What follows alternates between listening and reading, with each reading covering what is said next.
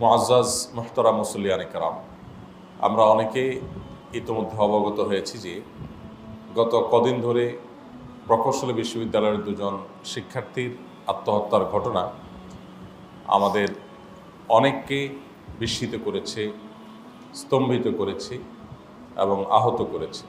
আমরা আজ আলোচনা করতে চাই শিক্ষা প্রতিষ্ঠানে শিক্ষার্থীদের মধ্যে আত্মহত্যার প্রবণতা দিন দিন যে বেড়ে চলেছে, শুধু শিক্ষা প্রতিষ্ঠানেই নয়, সার্বিকভাবে আমরা দেখি যে বিভিন্ন প্রতিষ্ঠানে এবং কি প্রতিষ্ঠানের বাইরে সাধারণ মানুষের মধ্যেও আত্মহননের প্রবণতা, নিজেকে শেষ করে দেওয়ার প্রবণতা দিন যত যাচ্ছে তত আস্তে আস্তে বাড়ছে। এই আত্মহত্যার প্রবণতা বৃদ্ধি হওয়ার কারণ কি এবং এর প্রতিকার কি, এবং এ সম্পর্কে বিশেষজ্ঞ এবং যে সমস্ত প্রতিষ্ঠানগুলো গবেষণা করছে, সে সকল গবেষণা প্রতিষ্ঠান তারা কি বলছে, সবগুলোর সামারি একত্র করলে তার নির্যাসটা কি হয়, আমরা সে বিষয়টিকে আজ যথাসম্ভব সংক্ষেপে তুলে ধরার চেষ্টা করছি। ওমা তৌফিক ইল্লা বিল্লাহ। আল্লাহ রাব্বুল ইজ্জাত আমাদেরকে দুনিয়াতে পাঠিয়েছেন, আমাদের প্রত্যেকটা মানুষের মধ্যে বিবেক দিয়েছেন, আকল দিয়েছেন। এই বিবেক এটাকে খরচ করে আমরা সামনে এগোবো, সামনে অগ্রসর হব। একজন মুসলমান তার ঈমান এবং আল্লাহর প্রতি, আখিরাতের প্রতি বিশ্বাসের জায়গা থেকে তার মধ্যে বিশেষ কিছু গুণ, বিশেষ কিছু বৈশিষ্ট্য থাকার কথা, যে গুণগুলো, যে বৈশিষ্ট্যগুলো পৃথিবীর অন্য সব মানুষ থেকে তাকে পৃথক করবে, অন্য সব মানুষ থেকে তাকে পৃথক করার জন্য মোটা দাগে এই বৈশিষ্ট্যগুলো ভূমিকা রাখবে। এগুলো দেখলে বোঝা যাবে যে সে মুসলিম, আর আরেকজনের মধ্যে এগুলো নেই, তিনি অমুসলিম। সেসব বিষয়গুলোর মধ্যে থেকে একটা গুরুত্বপূর্ণ বিষয় হলো আল্লাহর প্রতি ভরসা, আল্লাহর প্রতি তাওয়াক্কুল। আরেকটি হলো আখিরাতের প্রতি ঈমান। আল্লাহর প্রতি ঈমান, আখিরাতের প্রতি ঈমান, সেই সাথে আল্লাহর প্রতি আস্থা এবং ভরসা, এগুলো মুমিনের অত্যন্ত গুরুত্বপূর্ণ কিছু বৈশিষ্ট্য। এই বৈশিষ্ট্যগুলো ছাড়া কখনো একজন মানুষ প্রকৃত অর্থে মুমিন হওয়ার কোনো সুযোগ নেই। আস্থাহীনতা, অবিশ্বাস বা বিশ্বাসের দোলাচল কিংবা আল্লাহর প্রতি ভরসার ঘাটতি, এগুলো সবগুলো ঈমান বিধ্বংসী বিষয় এবং ঈমান পরিপন্থী বিষয়। আল্লাহ সুবহানাহু ওয়া তাআলা কোরআনে কারীমে বলেছেন, ওয়া আলাল্লাহি ফালইয়াতাওয়াক্কালিল মুমিনুন, ঈমানদারদের আল্লাহর প্রতি ভরসা রাখাই উচিত। আপনি যখন বিশ্বাস করেন যে হাসবি আল্লাহু ওয়া নি'মাল ওয়াকিল, আল্লাহ আমার জন্য যথেষ্ট এবং তিনি সর্বোত্তম কর্মবিধায়ক, তাহলে আল্লাহর প্রতি আপনার একটা আস্থা তৈরি হবে। আপনার চোখের সামনে বহু মানুষ নিজেদেরকে সফল মনে করেছেন কোনো এক বিশেষ পথের শেষ মাথায় যেতে না যেতেই তার সেই তথাকথিত সফলতা, এটা মূলত ব্যর্থতার পথ হিসাবে তার কাছে পরিষ্কার হয়ে গেছে। অতএব আল্লাহ তাআলা আপনাকে আমাকে কোনো পরীক্ষায় ফেললে, কোনো কষ্টে রাখলে, কোনো বিপদে রাখলে, কোনো পেরেশানি দিলে, কোনো ডিপ্রেশনের মুখোমুখি করলে আমার ঈমান বলে উঠবে যে তোমার আল্লাহ তোমার জন্য যা নির্বাচন করেছেন এর মধ্যে তোমার জন্য অবশ্যই কল্যাণ নিহিত আছে। এই একটি আস্থার জায়গা, এই একটি ভরসার জায়গা আপনাকে ডিপ্রেশন থেকে বের হতে সাহায্য করবে।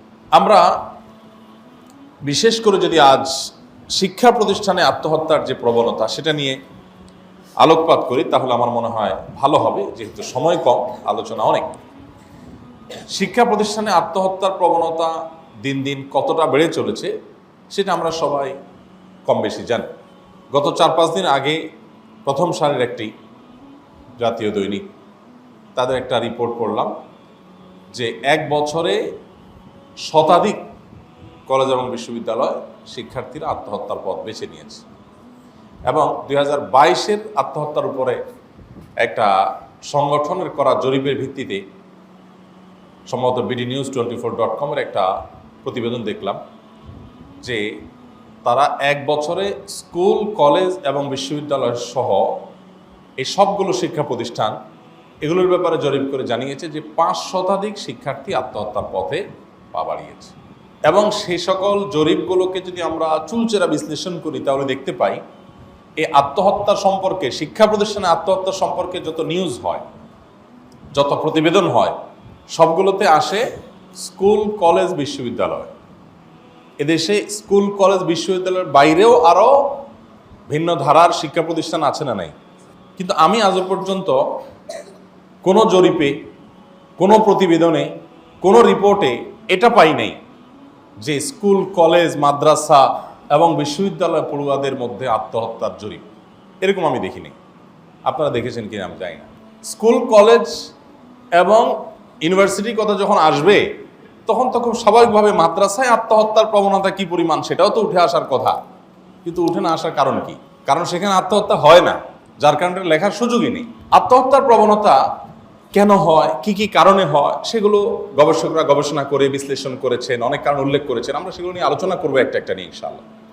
কিন্তু শুরুতে আমরা একটু দেখার চেষ্টা করি যে সাধারণত আমাদের দেশে মাদ্রাসা শিক্ষার্থীদেরকে আমরা যদি জেনারেল ব্যাকগ্রাউন্ডে যারা থাকেন, জেনারেল যে শিক্ষা প্রতিষ্ঠানগুলো আছে, স্কুল, কলেজ এবং ইউনিভার্সিটি, তাদের সাথে যদি আমরা তুলনা করি তাহলে মাদ্রাসা শিক্ষার্থীদের মধ্যে আত্মহত্যার প্রবণতা 1%ও পাওয়া যাবে।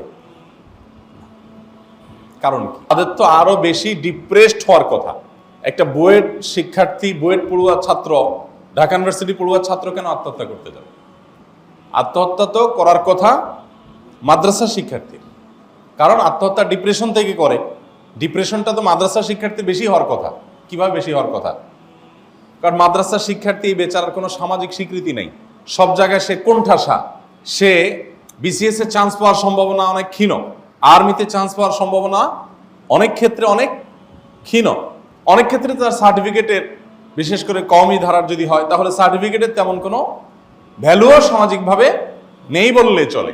পরিবারে অন্য 2-4 জন যদি গ্রাজুয়েশন করা থাকে, মাস্টার্স অনার্স করা থাকে, পিএইচডি করা থাকে, তাহলে ওই বেচারা হুজুর হিসাবে ট্রিটের শিকার হয়। অর্থাৎ দিন শেষে সে মানসিকভাবে বিধ্বস্ত থাকার কথা, ঠিক কিনা বলো? একটা মাদ্রাসার ছাত্র তুলনামূলকভাবে, সামাজিকভাবে, পারিবারিকভাবে, সার্বিকভাবে সে ডিপ্রেশনে থাকার কথা, হীনমন্য থাকার কথা, তার মনটা ছোট থাকার কথা, এবং তার সামনে ভবিষ্যৎ জাগতিক দৃষ্টিকোণ থেকে অন্ধকার থাকার কথা। কারণ এই বেচারার চাকরির জগৎ একেবারে সংকুচিত।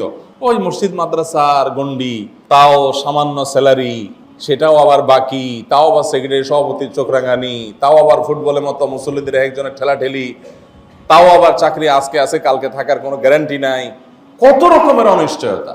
এরপরে যায় বিয়ে শাদী করতে গেলে ও হুজুর মাদ্রাসা পড়ছে, কে মেয়ে দিতে যাবে? মানে সমাজে যেদিকে যাবে এই বেচারা সেই দিকেই সে বাধাগ্রস্ত হবে, সে অপমানিত হবে, সে লাঞ্ছিত হবে, সে স্বীকৃতি পাবে না, সে সবার কাছে কোণঠাসা থাকবে। এরকম একটা পরিস্থিতিতে অনিশ্চিত ভবিষ্যৎ, তার কোনো ক্যারিয়ার, ভালো কিছু হওয়ার সম্ভাবনা একেবারে ক্ষীণ, এত কিছুর পরও কেন আত্মহত্যার প্রবণতা 0% তাদের মধ্যে? কেন?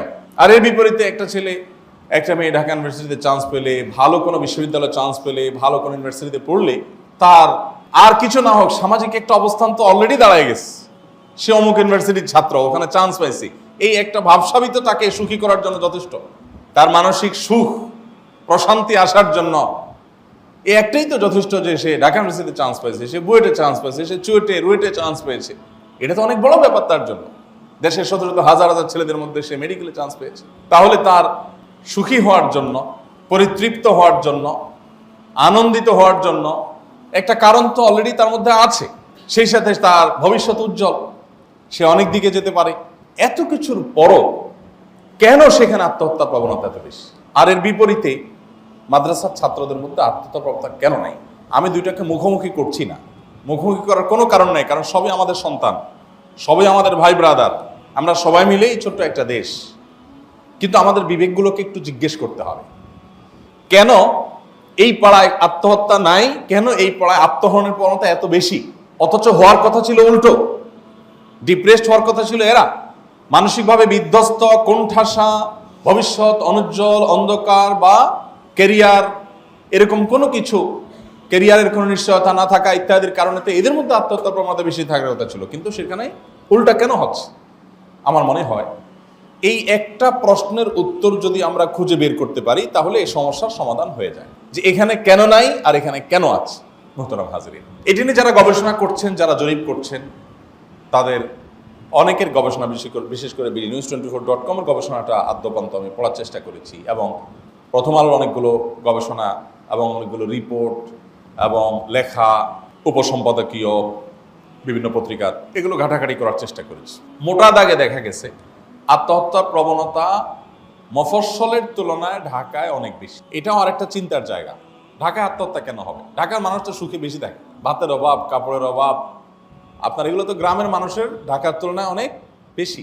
ঢাকায় তো সাধারণত মানুষ সুখে থাকার কথা, কিন্তু এখানে আত্মহত্যার প্রবণতা বেশি কেন? বেশি তো হওয়ার কথা গ্রামে। এটা একটা চিন্তার বিষয়। এই প্রশ্ন উত্তর খুঁজে বের করলেও আমরা সমাধানের পথে যেতে পারবো। এরপর দেখা যাক এই আত্মহত্যার প্রবণতা এগুলো কি কি কারণে হয়ে থাকে। অনেক কারণ আছে, গবেষকরা বহু কারণ এর উল্লেখ করেছে। এর ভিতরে একটা বড় কারণ হলো অভিমান। অভিমানের কারণে টিনেজাররা বিশেষ করে আত্মহত্যার পথে পা বাড়াচ্ছে, এবং এটার প্রবণতা বিভিন্ন জরিপে দেখা গেছে অনেক বেশি, সবচেয়ে বেশি।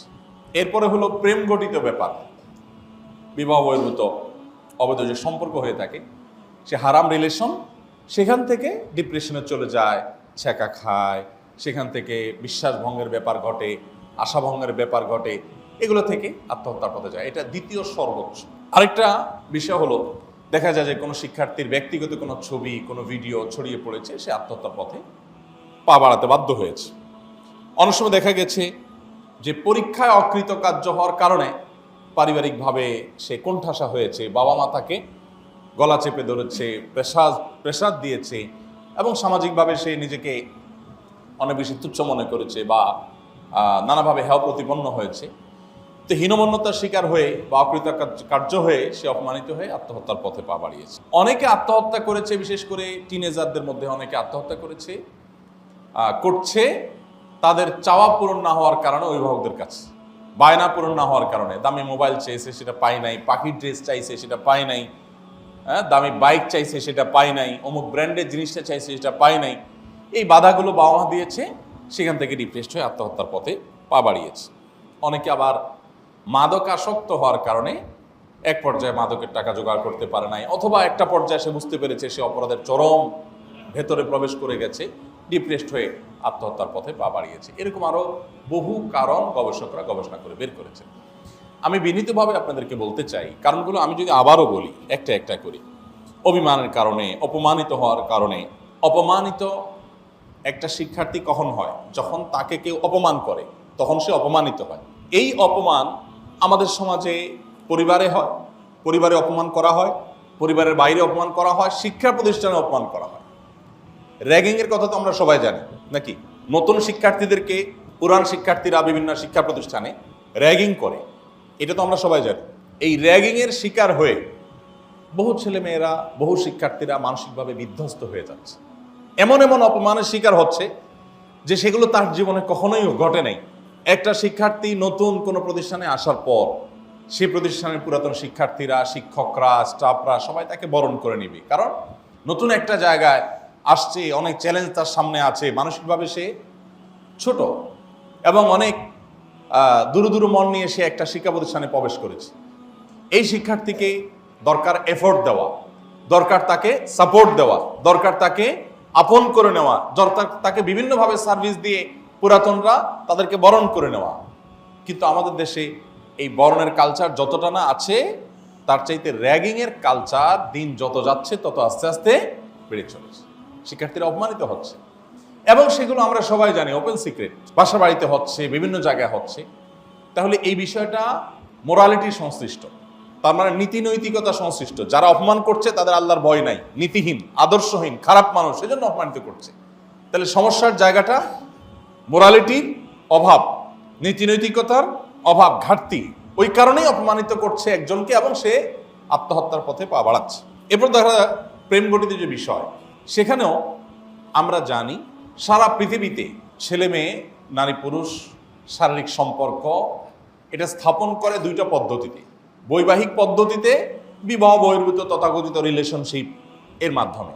তো বিবাহের মাধ্যমে যে রিলেশনটা হয়, যে সম্পর্কটা হয়, এ বিষয়ে আজকে এই ঘন্টা দুয়েক আগে বৈশাখী টেলিভিশনটা লাইভে ছিলাম। এক ভদ্রমহিলা ফোন করে প্রশ্ন করলেন, হুজুর আমার স্বামী আমার কোনো খোঁজ খবর নেয় না, আমার ছেলেটার ভরণ পোষণ দেয় না এবং স্বীকৃতিও দেয় না, তার কি গুনাহ হবে কিনা। উনি টেলিফোনে ছিলেন প্রশ্নের মধ্যে, আমি উপস্থাপক থেকে কথা কেড়ে নিয়ে আমি ওনাকে পাল্টা প্রশ্ন করলাম যে, প্রশ্নকর্তা বোন আপনি আমার প্রশ্নের উত্তর দিন যে আপনি বিবাহ করেছেন পারিবারিকভাবে? বলেন যে না। আপনি বিবাহ করেছেন সবাইকে জানিয়ে শুনিয়ে না লুকিয়ে ছাপিয়ে? বলেন যে লুকিয়ে আমরা করেছি, ছেলের পরিবারের কেউ জানে না, তাদের থেকে হাইড করা হয়েছে বিয়েকে। পরে আমি এবার উত্তর দিতে গিয়ে বললাম যে ওনার প্রশ্ন শুনে আমি বুঝতে পেরেছি যে সমস্যা আসলে কোন জায়গায়। একটা ছেলে তার সন্তানকে সে স্বীকৃতি দিবে না কেন? কারণ তার কোনো থলের বিড়াল বের হয়ে যাবে, তার কোনো অসৎ উদ্দেশ্য আছে, এই মেয়ের সাথে সে আসলে স্থায়ী হবে না, এখানে টাইম পাস করছে সে। এই সমস্যাগুলো কেন হচ্ছে? কারণ বিবাহটা পারিবারিকভাবে হয় নাই। এই ছেলের পরিবার অসম্মত বা পরিবারের কাছে সে লুকোচ্ছে, লুকিয়ে বলছে যে পরে জানাবো, আপাতত বিয়ে হয়ে যাক, এখন জানাজানি করা যাবে না। তাহলে এই বিষয়গুলো শরিয়া, ইসলামী শরিয়া বিবাহকে যেভাবে সম্পাদন করতে চায় এটা কি সেভাবে হলো? হাদিসের বক্তব্য হলো আলিনু হাদান নিকাহ, তোমরা এই বিবাহকে প্রচার করো, ঘোষণা দাও, সবাইকে জানাজানি করো। ফাইন্নাহু নিকাহ ওয়ালাইসা বিসিফাহ আও কামা ওয়ারাদ, কারণ এটা বিবাহ, এটা ব্যভিচার নয়, অতএব এটাকে প্রকাশ করো, ঘোষণা করো, জানান দাও। এই জন্য ইসলামী শরিয়ত বিবাহের মধ্যে সাক্ষী রাখার বাধ্যবাধকতা রেখেছে। সাক্ষী ছাড়া বিবাহ বিশুদ্ধ হবে না। তার মানে কি? যাতে করে ছেলেটা কখনো অস্বীকার করতে না পারে, মেয়েটা যাতে ক্ষতিগ্রস্ত হতে না পারে, অথবা মেয়েটা যাতে ক্ষতিগ্রস্ত ছেলেটাকে করতে না পারে। উভয় পরিবার ইনভলভ থাকবে, সাক্ষীদের ইনভলভেশন থাকবে, সমাজের সব মানুষের ইনভলভেশন থাকবে।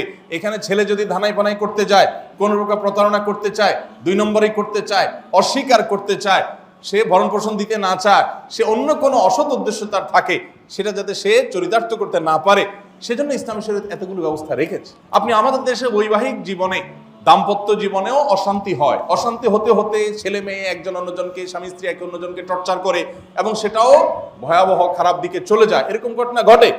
কিন্তু এই ঘটনাগুলোর রেশিও আর তথাকথিত বিবাহ বহির্ভূত প্রেম ঘটিত প্রতারণা একে অন্যের প্রতি, এই দুইটাকে যদি আপনি এক করেন, স্বামী স্ত্রীকে, স্ত্রী স্বামীকে প্রতারণা করার প্রবণতা বা পার্সেন্টেজ ওই তথাকথিত প্রেমিক প্রেমিকা একে অন্যকে ছেঁকা দেওয়া প্রতারণার সাথে যদি আপনি তুলনা করেন, তাহলে সেক্ষেত্রে তুলনায় কোনো পার্সেন্টেজে কুলাবে?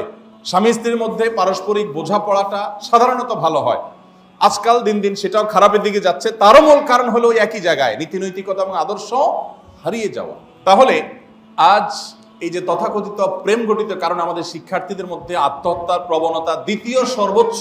বিভিন্ন জরিপ বলছে যে দ্বিতীয় সর্বোচ্চ আত্মহত্যার ঘটনা ঘটে থাকে প্রেম ঘটিত কারণে। এখন আপনার ছেলে, আপনার মেয়ে, আমার ছেলে, আমার মেয়ে, আমাদের সন্তানরা, তারা যখন বিবাহ বহির্ভূত রিলেশনে চলে যায়, এটা তাদের প্রথমত অনিশ্চয়তার দিকে ঠেলে দেয়। তারা প্রতারিত হওয়ার সমূহ আশঙ্কা তৈরি হয়, তারা ডিপ্রেশনে পড়ার আশঙ্কা তৈরি হয়, নানা রকমের সমস্যার পথ তাদের সামনে উন্মোচিত হয়। তো এই বিষয়টাকে আমরা দেখি মোরালিটি সংশ্লিষ্ট।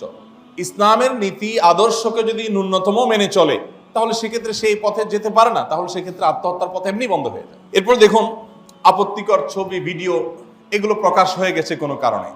এগুলোর সাথেও সম্পর্ক কিসের? ওই যে মোরালিটির। এগুলোর সাথেও সম্পর্ক কিসের? ওই যে নীতি আদর্শের, ওই যে আখলাক চরিত্রের, ওই যে ইসলাম প্রতিপালনের। কারণ ইসলাম প্রতিপালনের ঘাটতি থাকার কারণে সে এমন কিছু করেছে যেটা প্রকাশ হয়ে পড়ে সে লজ্জিত হয়েছে। আবার যারা প্রকাশ করেছে তারা কারো প্রাইভেসি লঙ্ঘন করেছে, বিধায় সে অপমানিত আত্মহত্যার দিকে গেছে। তাহলে এটাও ইসলাম চর্চা না থাকার কারণে, ইসলামহীনতার কারণে, ধর্মহীনতার কারণে, মোরালিটি না থাকার কারণে হয়েছে। এভাবে আপনি যদি বায়না ধরার কথা বলেন, সন্তানরা বায়না ধরছে, কাঙ্ক্ষিত জিনিসটা পাচ্ছে না, সে আত্মহত্যার পথে পা বাড়াচ্ছে। এখন তার বায়না ধরার যে প্রবণতা, এটাও তার ভিতরে দিনদারি কম থাকার কারণে। দিনদারি যদি বেশি থাকে তাহলে সে তো বাবার কাছে বায়না ধরবে না, বরং পারলে বাবাকে হেল্প করবে। আমরা তো আমাদের ছাত্র জীবনে উপার্জন করে বাবাকে টাকা দিয়েছি, মসজিদে ইমামতি করে 600 টাকা বেতন পেতাম, মক্তবে পড়িয়ে সেখান থেকে কিছু টাকা পেতাম, সেটা নিয়ে বাবাকে হেল্প করেছি। যে বাবা এখন প্রেসারে আছে, ব্যবসা বাণিজ্য ভয়াবহ অবস্থা, দেনাদায়ী হয়ে সংসার চালানোই তার দায়, তো ঠিক আছে তাহলে এই টাকাটা আপনি নেন, আপনার সংসারে খরচ করেন। কই, আমরা তো কোনোদিন বায়না ধরিনি। হ্যাঁ, বায়না ধরেছি, কিন্তু আমাদের বায়না ছিল এরকম যে বায়নাগুলোর কারণে আত্মহত্যা তো পরের কথা, এগুলো না পেলেও আমাদের এমন কিছু আসতে যেত না। একটু চকলেট চাইছি, একটু মোয়া চাইছি, পাইছি তো খুশি হয়েছি, না পাইছি তো একটু কষ্ট পাইছি, এতটুকু। আর এখন পোলাপানের বায়না কি, আমাকে অমুক ব্র্যান্ডের বাইক কিনে দিব, আমার বন্ধুদের আছে, কোনো কাহিনী শুনতে চাই না, আইফোন অমুকটা চাই, লেটেস্টটা চাই, ওইটা চাই। বাপ বেচারা হয়তো সেই আর্থিক সঙ্গতি নাই, কিন্তু দিতে হবে। তো আমাদের সন্তানদের মধ্যে এই যে চাওয়া পাওয়া বেড়ে যাওয়া এবং আপনার লোভ বেড়ে যাওয়া, অন্যের সাথে নিজেকে কম্পেয়ার করা, এগুলোর প্রবণতা যে ভয়ঙ্করভাবে বেড়েছে, এটা কি কারণে বেড়েছে? দিনদারিতা কমে যাওয়ার কারণে বেড়েছে। যদি তার মধ্যে দিনদারিতা থাকতো তাহলে তার ভিতরে এগুলোর ডিমান্ড থাকতো না। সে বাবার কষ্টটা বোঝার চেষ্টা করতো, মায়ের কষ্টটা বোঝার চেষ্টা করতো। এখন সন্তানকে আমরা ইসলাম শিখাই না, আদর্শ শিখাই না। সন্তান ছোটবেলায় ইংরেজি বলতে পারে, আমরা খুশিতে বাকবাকুম হয়ে যাই, বাহ আমার ছেলে শিক্ষিত হয়ে গেছে। কিন্তু সন্তান যে বেয়াদব, ওর ভিতরে কোনো আদব নাই, শিষ্টাচার নাই, ওর ভিতরে কোনো আমল নাই, ম্যানার্স নাই, ন্যূনতম কোনো ভদ্রতা নাই, সৌজন্যতা নাই, মুরব্বী বুঝে না, সিনিয়র বুঝে না, শ্রদ্ধা বুঝে না, সম্মান করা কাকে বলে বুঝে না, এটা নিয়ে আমাদের কোনো মাথা ব্যথা নেই। সন্তান পরীক্ষা খারাপ রেজাল্ট করছে, আমরা পাগল হয়ে যাচ্ছি। এসএসসি পরীক্ষা চলছে, আমার একটা সন্তানও এসএসসি পরীক্ষা দিচ্ছে, তো যে কারণে হোক আমার আর হল পর্যন্ত যাওয়া হয় না, সুযোগ হয় না, সে যায় বিভিন্নভাবে, যাওয়ার ব্যবস্থা আছে। তো সেখানকার দৃশ্যগুলো আমার সন্তান এসে আমাকে বলে, এবং আরও বিভিন্নভাবে আমি জানি। জানার পর চিন্তা করি যে আমাদের সমাজের পরিস্থিতিটা কোন দিকে যাচ্ছে, কোন লেভেলে চলে যাচ্ছে। এসএসসি পরীক্ষা দিতে আছে, বাবা মা ওই সন্তানকে ঘিরে তাদের যে আবেগ, তাদের যে আকুতি, তাদের যে আপনার মায়া মমতা, পরীক্ষা দেওয়ার আগে মা তাকে জড়ায় ধরে ছেলে মুছে টুছে মনে হচ্ছে যে তাকে মঙ্গল গ্রহে পাঠাচ্ছে, সে এখন চাঁদে প্রবেশ করবে, বাবা মুছে টুছে নিচ্ছে, হায় হায় পরীক্ষা দেয়। আচ্ছা, এরপর পরীক্ষা দিয়ে বের হয়েছে, এখন বাপ একদিকে, মা একদিকে, ভাই একদিকে, বোন একদিকে, মানে এগুলো সবগুলোর খোলাসাটা কি? খোলাসা হলো বাবা যেই কোনো মূল্যে তোমাকে ভালো রেজাল্ট করতে হবে, কারণ তোমাকে ভবিষ্যৎ টাকার মেশিন হতে হবে। বলেন, এই ছেলের ফজরের নামাজের জন্য এই মা একবারও ডাকছে কিনা সন্দেহ আছে। এই ছেলে তার আপন ছোট ভাইকে স্নেহ করতে জানে না, বড় ভাইকে শ্রদ্ধা করতে জানে না, পাড়ার একজন মুরব্বী বাপের বয়সে তাকে শ্রদ্ধা করতে জানে না, রিকশাওয়ালা চাচাটাকে শ্রদ্ধা করতে জানে না, সে কাজের বুয়াটাকে ন্যূনতম মানুষের মর্যাদা দিতে জানে না। এই ছেলের মধ্যে কোনো ছাড় দেওয়ার মানসিকতা নেই, কোনো ভদ্রতা নম্রতা নেই, বাপের সাথে কথা বলার নিয়ম কি যা জানে না, মায়ের সাথে কতটা সৌজন্যতা দেখানো উচিত বুঝে না। এগুলোর একটা নিয়ম বাপ বা মার কোনো মাথা ব্যথা হয় নাই। মাথা ব্যথা হলো কি নিয়ে? পরীক্ষা। তাহলে দিন শেষে আমরা আমাদের সন্তানদেরকে চাই টাকার মেশিন হোক, হচ্ছে তো টাকার মেশিন। দিন যত যাচ্ছে আমাদের গড় আয় বাড়ছে না, আমাদের গড় আয় বাড়ছে না, আমাদের বিল্ডিং দালান কোঠা বাড়ছে, আমাদের রাস্তাগুলো চকচকে হচ্ছে, আমাদের জামাগুলো ধবধবে হচ্ছে, আমাদের অনেক কিছুর উন্নতি হচ্ছে, কিন্তু আমাদের ভেতরটা শেষ হয়ে যাচ্ছে, আমরা ধ্বংসে অতল তল চলে যাচ্ছি। ওই যে মূল কারণ হলো মোরালিটি, নীতি নৈতিকতা। আপনি শিক্ষা প্রতিষ্ঠান থেকে ধর্মকে যত দ্রুত বিদায় করবেন, আপনার পরিবার থেকে, আপনার সমাজ থেকে সুখ তত দ্রুত হারিয়ে যাবে। পৃথিবীতে যে দেশ যত উন্নত, অথচ তাদের মধ্যে নীতি নৈতিকতার বালাই, আল্লাহর পরিচয়, আখিরাতের প্রতি ঈমানের ব্যাপারটি যত কম, তাদের মধ্যে আত্মহত্যার প্রবণতা তত বেশি।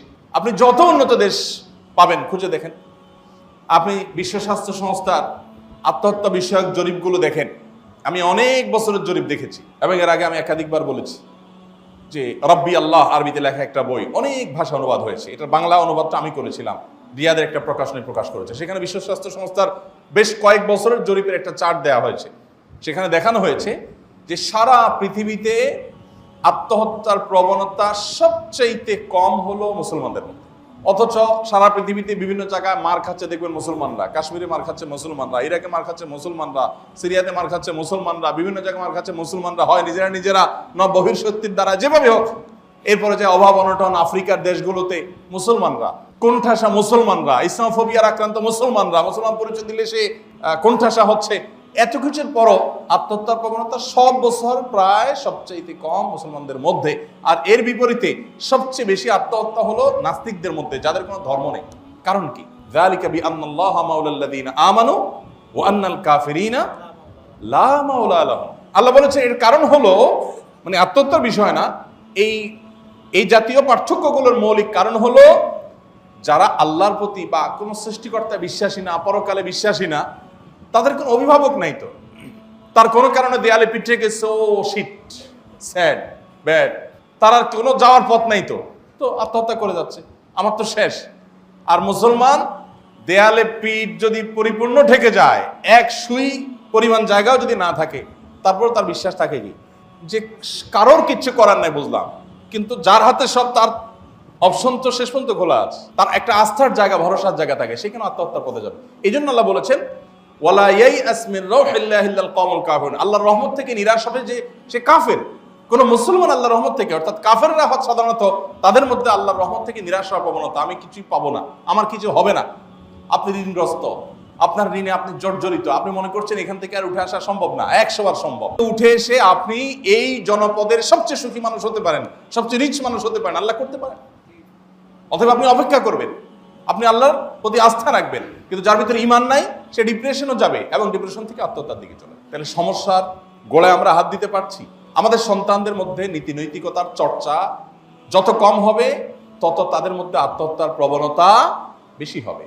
সুখের সমস্ত উপকরণ থাকবে, শিক্ষা দীক্ষা থাকবে, সামাজিক স্বীকৃতি থাকবে, ভবিষ্যৎ উজ্জ্বল হবে, উন্নত এবং ভালো ক্যারিয়ারের হাতছানি থাকবে, এত কিছু থাকার পরও আত্মহত্যার দিকে যাবে যদি তার ভিতরে দ্বীন না থাকে, আল্লাহ না থাকে, আখিরাত না থাকে। একজন মানুষ যখন ডিপ্রেসড হয়ে যায়, ধরুন আপনি অবিচারের সম্মুখীন হয়েছেন, আপনাকে অপমান করা হয়েছে, আপনি আদালতে যায়ও সুবিচার পান নাই, বিচারকও হয়তো আপনার ব্যাপারটিতে সুবিচার করতে পারেন নাই, তিনি ধরতে পারেন নাই, বা ভুল এভিডেন্সের কাছে আপনি হেরে গেছেন, আপনি চিন্তা করছেন আমি তো দোষী না, তারপরও আমার সাজা হলো। আপনি যদি বেঈমান হন তাহলে তো আপনার স্যাড ব্যাড করে আত্মহত্যা ছাড়া কিছু করার নেই। কিন্তু আপনি ইমানদার হলে আপনার বিশ্বাস আছে যে এই বিচার না, আসল বিচার বাকি আছে, সব বিচারের পরের বিচার আছে, সেখানে সব কিছু প্রকাশিত হবে, আমার টেনশনের কোনো কারণ নেই। আমার যদি ফাঁসিও হয়ে যায়, আমার যদি বড় কোনো কঠিন দণ্ডও হয়ে যায়, টেনশনের কোনো কারণ নেই। আমি যদি নিষ্পাপ থেকে থাকি, সেখানে সব পরিষ্কার হবে। তার একটা আসার জায়গা আছে না নেই? তাহলে ইমানদার কিভাবে আত্মহত্যা করবে? এই জন্য মোহতারাম হাজরিন, আপনি দেখবেন যে বায়না ধরা নিয়ে যে আমাদের সন্তানরা আত্মহত্যা করছে, এটাও দেখবেন তাদের মধ্যে দিনদারিতা না থাকার কারণে। আমার সন্তান জানে না সে সেই সাহাবীদের সন্তান যে সাহাবীরা জিহাদের ময়দানে তৃষ্ণার্ত হয়ে রক্তক্ষরণ হতে হতে পানির পিপাসা এমন পেয়েছে যে পানি না খেলে মারা যাবে, পানি পানি চিৎকার করেছে, পানি এসছে, পানি পান করতে যাবে, এর মধ্যে আরেকজন আর্তনাদ শুনতে পাচ্ছে যে আরেকজন আহত মানুষ পড়ে আছে রণাঙ্গনে, তিনিও রক্তক্ষরণ হতে হতে পানির পিপাসায় কাতরাচ্ছেন এবং পানি পানি করছেন, সাথে সাথে পানির ইয়েটা ইশারা দিলেন যে তার কাছে নিয়ে যাও, এবং তিনি এরকম অন্য কাউকে দেখেছেন আবার তার কাছে পাঠিয়েছেন, এবং পানি পান করানোওয়ালা তিনি ফেরত এসে দেখছেন যে এদের একজনও বেঁচে নেই, অর্থাৎ সবাই শেষ হয়ে গেছে, কিন্তু পানিটা নিজে পান করে নাই, নিজের আরেকজন বিপদগ্রস্ত ভাইকে দেখাই দিছে। আমার সন্তান, আপনার সন্তান তো জানে না সে তাদের আদর্শের অনুসারী, সে তাদের সন্তান, সে কিভাবে মুসলমানের সন্তান কিভাবে মোবাইলের বায়নার জন্য, বাইকের বায়নার জন্য, হানতানে বায়নার জন্য সে আত্মহরণের পথে যায়, কারণ আপনি তাকে ইসলাম শিখান নাই, কারণ আপনি তাকে আল্লাহর সাথে পরিচয় করান নাই, কারণ আপনি তাকে রাসূলের সাথে পরিচয় করান নাই। কোরআনে আল্লাহ তাআলা এবং হাদিসে বিভিন্ন জায়গায়, বিশেষ করে হাদিসে নবী করিম সাল্লাল্লাহু আলাইহি ওয়াসাল্লাম বিভিন্ন জায়গায় দুটি বিষয় বলেছেন, মান কানা ইউমিনু বিল্লাহি ওয়াল ইয়াউমিল আখির, যে ব্যক্তি আল্লাহকে বিশ্বাস করে, আখিরাতকে বিশ্বাস করে, আল্লাহ এবং আখিরাতের বিশ্বাস, এই দুইটা বিশ্বাস মানুষকে অনেক অবনতির অতল তল থেকে আপনার উন্নতির চরম শিখরে পৌঁছে দিতে পারে, অনেক ক্ষতি থেকে মানুষকে বাঁচিয়ে দিতে পারে শুধু আল্লাহর প্রতি ঈমান এবং আখিরাতের প্রতি ঈমান। আখিরাতের বিশ্বাস আছে, আমার কোনো টেনশনের কারণ নেই, আমি নানা কারণে ক্ষতিগ্রস্ত হয়েছি, অপমানিত হয়েছি, ইনশাল্লাহ ঠিক হয়ে যাবে। আমার পরীক্ষা ভালো ফলাফল হয় নাই, বাবা মার কাছে মুখ দেখাতে পারছি না, বন্ধু বান্ধবের কাছে মুখ দেখাতে পারছি না, টিচারদের কাছে আমার নানা রকমের কটু কথা শুনতে হচ্ছে, সমাজে আমার কোনো অবস্থান নেই, আমার সাথে সহপাঠীরা অনেকে ভালো ফলাফল করে ফেলেছে, তো কি হয়েছে? এটাই কি শেষ? এরপরে পরীক্ষা নেই? এরপরে আর জীবনের ধাপ নেই? আমি আল্লাহর উপর ভরসা রাখলাম, আল্লাহ আমার জন্য যথেষ্ট, আমি আল্লাহর কাছে সাহায্য চাইবো, আর সিরিয়াসলি চেষ্টা করব। কত মানুষ ভালো ফলাফল করে জীবনে ভালো কোনো জায়গায় যেতে পারে নাই, কত মানুষ তুলনামূলক খারাপ ফলাফল করে অনেক বড় বড় জায়গায় চলে গেছেন। অতএব আমি আল্লাহর প্রতি আস্থা রাখি। এটা হলো ইমানদার বাচ্চার কথা, ইমানদার সন্তানের কথা, ইমানদার ছেলে মেয়েদের কথা। কিন্তু আমাদের সন্তানদেরকে সেই ইমান আমরা দিতে পারি নাই, যার কারণে আজকে তারা এরকম ধ্বংসের অতল তলে হারিয়ে যাচ্ছে। মোহতারাম হাজরিন, সেই সাথে আমাদের অভিভাবকরা যারা ভালো ফলাফলের জন্য সন্তানকে শুধু ডিপ্রেশনে দিতে থাকেন, শুধু চাপ দিতে থাকেন। আপনার সন্তান ভালো ফলাফল যদি না করে বা পরীক্ষাটা যদি তার খারাপ হয়, তো আপনি তাকে প্রবোধ দিবেন, সান্ত্বনা দিবেন, কোনো টেনশনের কারণ নাই বাবা, কারোর সাথে কোনো কম্পেয়ার নাই। ম্যাক্সিমাম বাবা মা, প্রায় বেশিরভাগ অভিভাবক আমাদের সমাজে সন্তানকে অন্য সন্তানের সাথে তুলনা করে তাকে মানসিকভাবে হ্যারেস করে, মানসিকভাবে তাকে রীতিমতো টর্চার করে, আহত করে। এই সন্তানগুলো আস্তে আস্তে আস্তে আস্তে এই ট্রমা নিয়ে বড় হয়, ট্রমা নিয়ে, যে আমার মা তো অমুক ছেলের সাথে আমার তুলনা করবে, অমুকের রেজাল্ট ভালো হয়েছে, তোরটা কেন হয়নি। এটা হলো অভিভাবক হিসাবে আমাদের ত্রুটির জায়গা। আমার সন্তানকে আমি বলবো, বাবা তোমার চেষ্টা করার দায়িত্ব, তুমি চেষ্টা করো, তোমার চেষ্টা ত্রুটি থাকলে আমি সেটা সমালোচনা করব, ফলাফল নিয়ে আমার টেনশন নেই, ফলাফল ভালো হোক বা না হোক তুমি চেষ্টাটা সঠিকভাবে করো, বাস আল্লাহর উপর ছেড়ে দিলাম। যেটা বললাম ওই যে আমাদের সন্তানদের জন্য অনেক বাবা মা আছে, আমরা গত সপ্তাহে কোনো প্রশ্নোত্তরে বোধহয় বলছিলাম যে সন্তান খায় না, বিশেষ করে পিচ্ছি পোলাপান, মায়েদের যে অস্থিরতা।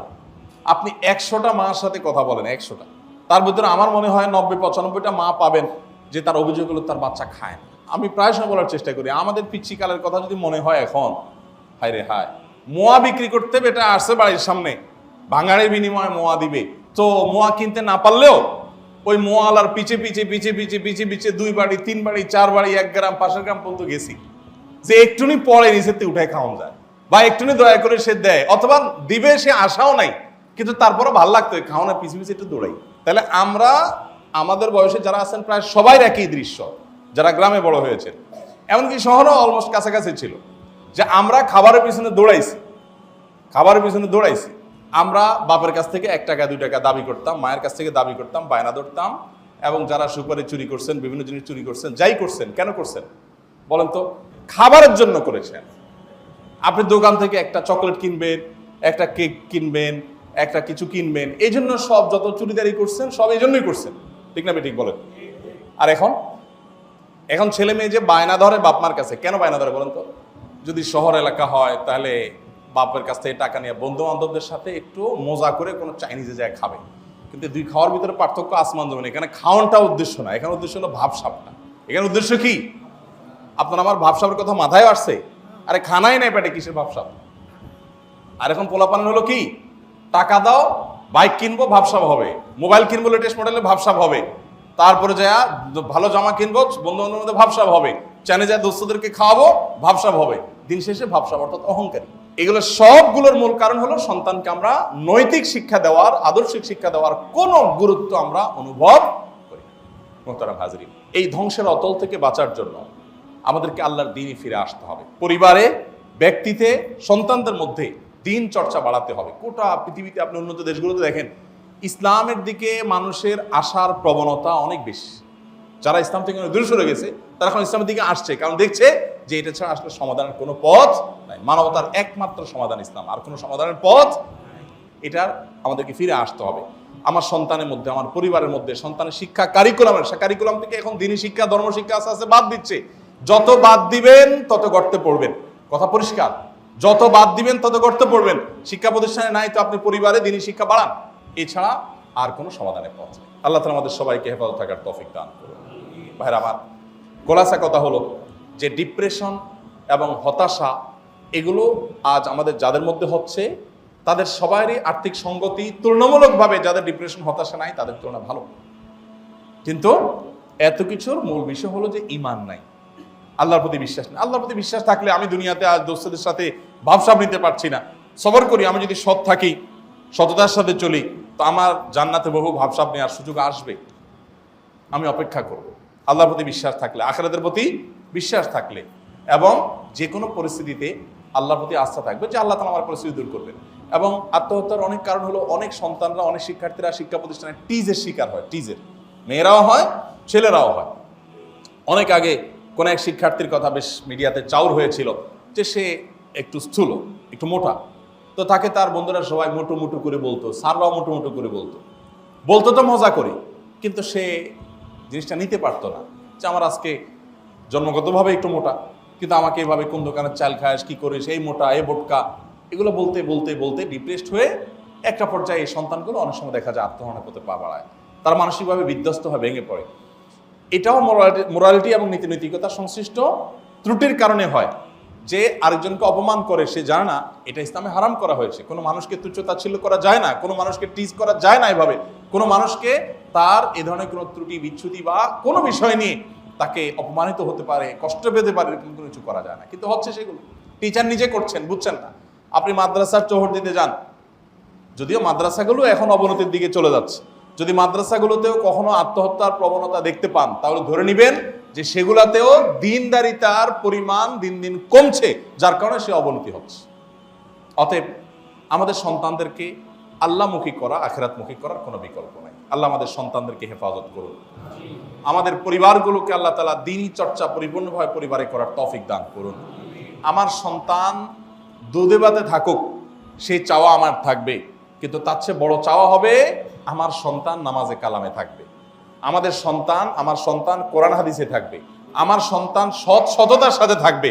এরপরে যদি তার দুধভাত হয় আলহামদুলিল্লাহ, না হলেও আলহামদুলিল্লাহ। কয়জন অভিভাবক পাওয়া যায় বলেন, যে বাচ্চাকে বলে যে বাবা পরীক্ষার হলে কারোর খাতা দেখে লিখবা না, নকল করবা না, অন্যায় এবং কোনো প্রকার প্রতারণার আশ্রয় নিবা না, যা পারো লিখে আসো, তুমি ফেল করলো আমায় তোমাকে বুকে পেতে নিব, কোনো টেনশনের কারণ নেই, কারোর সাথে তুলনা দেওয়ার দরকার নেই। তুমি পড়ালেখা ঠিক মতো করো, পরীক্ষার হলে সততার সাথে পরীক্ষা দিয়ে আসো, তোমার রেজাল্ট যাই হোক আমি তোমাকে ওয়েলকাম করবো, টেনশনের কোনো কারণ নেই। কজন অভিভাবক কাছে বলে? অভিভাবকরা বলে কি, রেজাল্ট খারাপ হলে এই বাড়িতে তোর জায়গা নাই, এই ঘরে তোর আর ভাত নাই, আমি তোর ভাত রাঁধবো না, মা বলে দেয়, বাপ বলে দেয় তোর চেহারা আমি আর দেখতে চাই না। তো বাচ্চা চিন্তা করে ঠিকই তো, বাপ মা চেহারা দেখতে না চাইলে কি করে, মরে যায়, আর তো কোনো পথ খোলা নেই। বেশিরভাগ বাপ মারা আমরা এখন চরম নিকৃষ্ট, স্বার্থপর, আত্মকেন্দ্রিক এবং টাকার মেশিন, নিজেও সন্তানকেও টাকার মেশিন বানাচ্ছে। আল্লাহ তাআলা আমাদের যেন সুবোধ হয়, আমাদের যেন সুমতি হয়, সংশোধন হয়, সেই তৌফিক দান করুন। জাযাকুমুল্লাহু খাইরা ওয়া আখিরু দাওয়ানা আলহামদুলিল্লাহ।